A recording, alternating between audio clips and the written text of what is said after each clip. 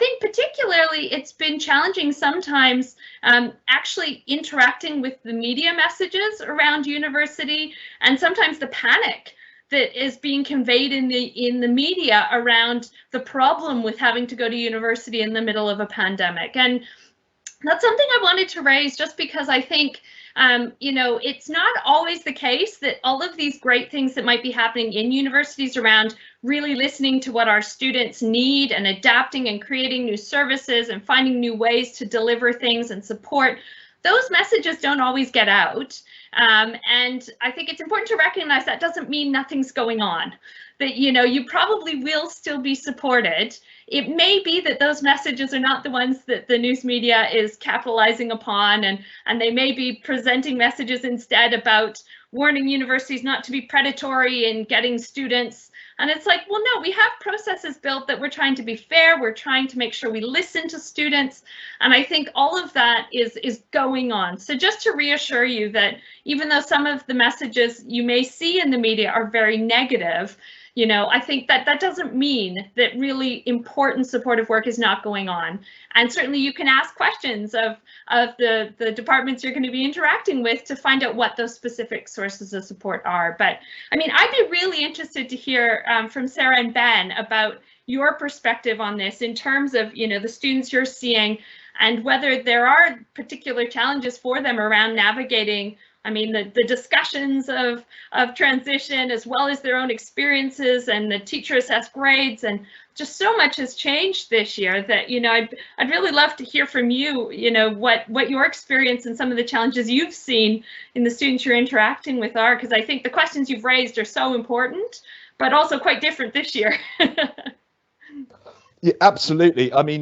Certainly from my perspective, speaking to students on a daily basis about the transition to university, I think it's very true to say this year that the stakes are higher because of COVID, and that there are students who see university as certainly a step into the unknown, and to a certain extent taking a risk. And I think students are worried this year about all of the things that you would be worried about with going to university anyway. How am I going to cope away from home? Am I going to like people? Am I going to like the course?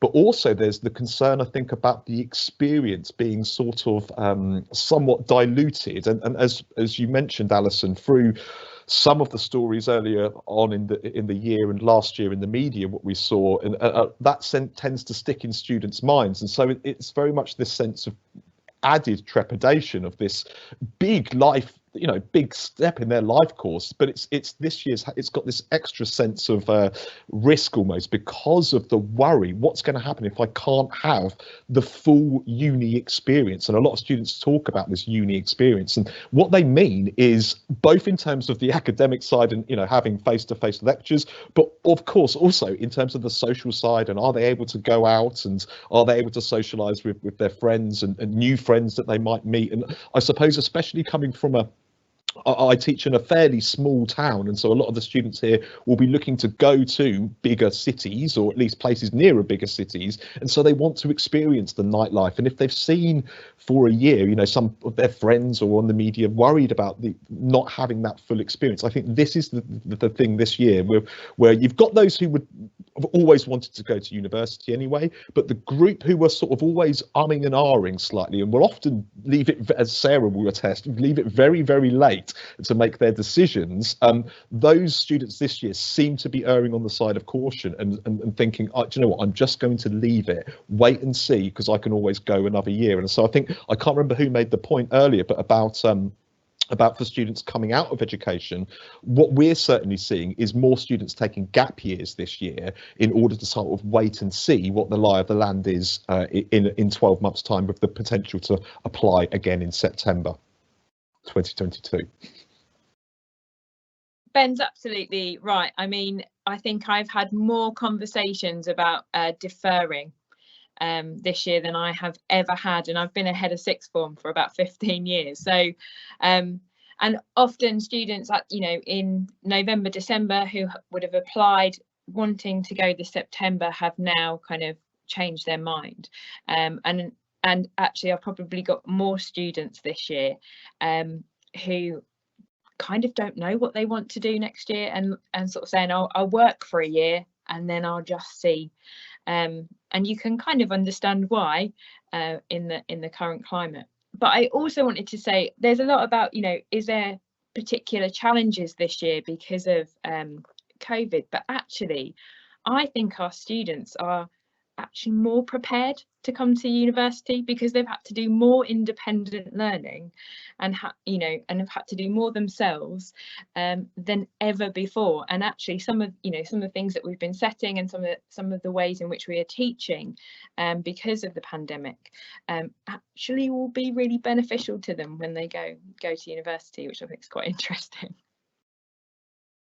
That's really interesting, Sarah. And I think you're absolutely right that in a way, you know, the ways that people have been learning are so different that it is much more independent. There's been much more like time management, these kinds of things that we often talk about as things that are involved in the university transition that some students will have gotten an early start on, which is fantastic.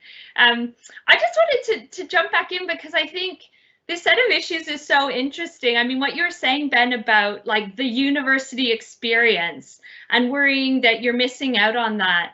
I think, you know, I can really understand that because, you know, I talked about the media before. It's like the media also is one of the things that has communicated this idea of what a university experience is supposed to be like. Sometimes that's like an American university experience, which as a Canadian, I didn't even get up when I was growing up, you know, and but it's so interesting because I think that's one thing that speaking to my students, I've really heard them say that, you know, it's been different this year, but that doesn't mean that things have disappeared that are part of that experience. And in a way, you know, some of that is really good. So, you know, our students put together this Learning During COVID series of videos that's on our department YouTube, which is great because they're just sharing their stories. And some of it is really stories of like, you know, you might be worried that you're not going to have any ways to socialize or that you're going to feel really disconnected. But there have been some students who've said actually they feel more connected now, weirdly, even though they haven't seen anybody in person. And there's been ways their student societies have adapted. And I don't know if any of the students here have anything to share about that. But I think, you know, also that's probably something that I've certainly noticed in the media that recently there was a story about some universities announcing they're doing all online lectures and sort of like the student response to that. And the headline was all about students who were up in arms. But when you read the article, there were also students in that article who were like, no, I've loved my online lectures. It's actually really great for me in these ways. And so I think, you know, it is recognizing things can be quite different. But again, it's like that doesn't mean that they're necessarily bad for everyone in the same way that like a different experience may have prepared students much better for the transition than in some previous years. Beth, I think you wanted to come in and share something around this topic.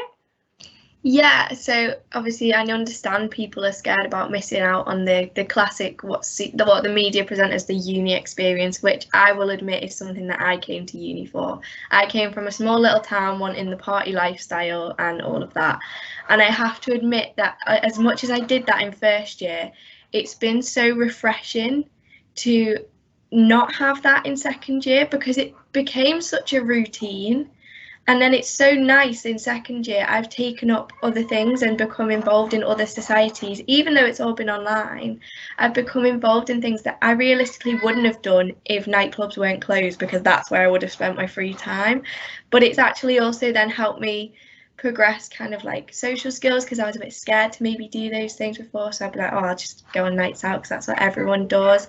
And I think it's just opened my eyes as well to what else there is at university apart from nights out and, you know, or just societies and things like that. So, and it's actually allowed me to maybe get to know Lancaster a bit more as well, because obviously with a lot of places being closed, we had to, you know, go on walks, do our own things, and it's just brought me and my house as well a lot closer to the people that you live with. So yeah, it's actually been quite refreshing to have that taken away from you. It means you have to find something else, and it's made me do things that I probably actually wouldn't have done whilst being at uni, or I wouldn't have considered doing. So yeah, I think it's actually been a bit of a blessing in disguise for someone like me.